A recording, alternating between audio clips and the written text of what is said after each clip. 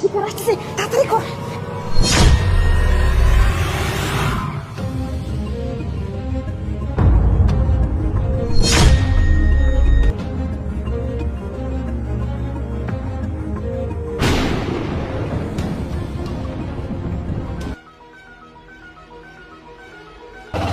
এই দাঁড়া দাঁড়া দাঁড়া। জি ম্যাডাম বলেন। এই গাড়ি নিয়ে কোথায় যাচ্ছিস? হেলমেট নাই, তারপর তোর লাইসেন্স কোথায়? ম্যাডাম ওই তো সামনে আমার বাড়ি।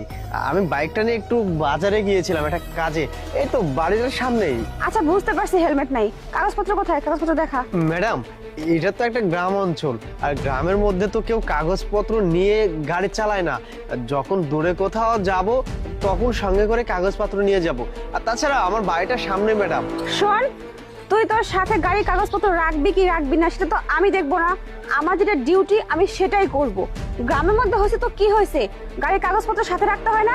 তারপর মাথায় আবার হেলমেট নেই। শোন, তুই যদি তোর গাড়ির কাগজপত্র দেখাতে না পারিস তাহলে কিন্তু আমি চালান কাটবো, তোর গাড়ি কিন্তু আমি আটকে দেবো।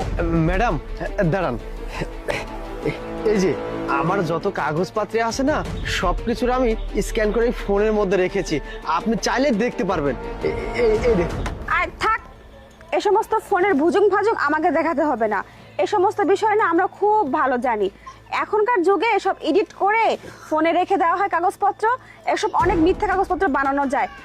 যদি অরিজিনাল কাগজপত্র দেখাতে পারিস তাহলে দেখা, না হলে কিন্তু আমি চালান কাটবো। ম্যাডাম ঠিক আছে, আপনার কথা মানলাম, আপনি তো একজন ভদ্র পুলিশ অফিসার।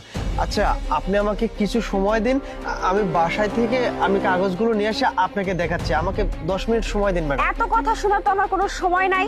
আমি যা বলছি তাই হবে। আমি কাগজপত্র ছাড়া আপনাকে এক পা এখান থেকে যেতে দিতে পারবো না, বুঝতে পারছেন আমার কথা? কিন্তু ম্যাডাম এই যে ছেলেটা না, এই ছেলেটা আমাকে প্রতিদিন ইপসিন করে আর আসার সময় আমাকে বিরক্ত করে তারপর আসছে।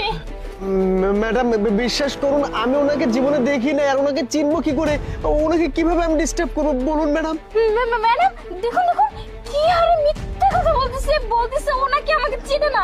একটু আগে ম্যাডাম আমি এই রাস্তা দিয়ে আসতেছিলাম, আমার শরীরের মধ্যে ওড়না ছিল, ও টেনে ওড়নাটা রাস্তায় ফেলে দিয়ে চলে আসছে। আমি যখন এই রাস্তায় বের হই তখনই আমার হাত ধরে টানাটানি করে।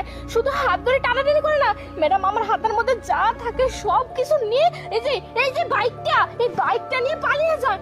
ম্যাডাম ও শুধুমাত্র আমাকে না আরো অনেক মেয়েদের না অসম্মান করে, ওকে না ছাড়বেন না। আর আজকে দৌড়াতে দৌড়াতে আপনাকে পেয়ে গেছি, ওকে শাস্তি দিন ম্যাডাম। ম্যাডাম বিশ্বাস করেন আমি ওনাকে চিনেই না কো, আর ওনাকে কেন আমি শরীরে হাত দিব?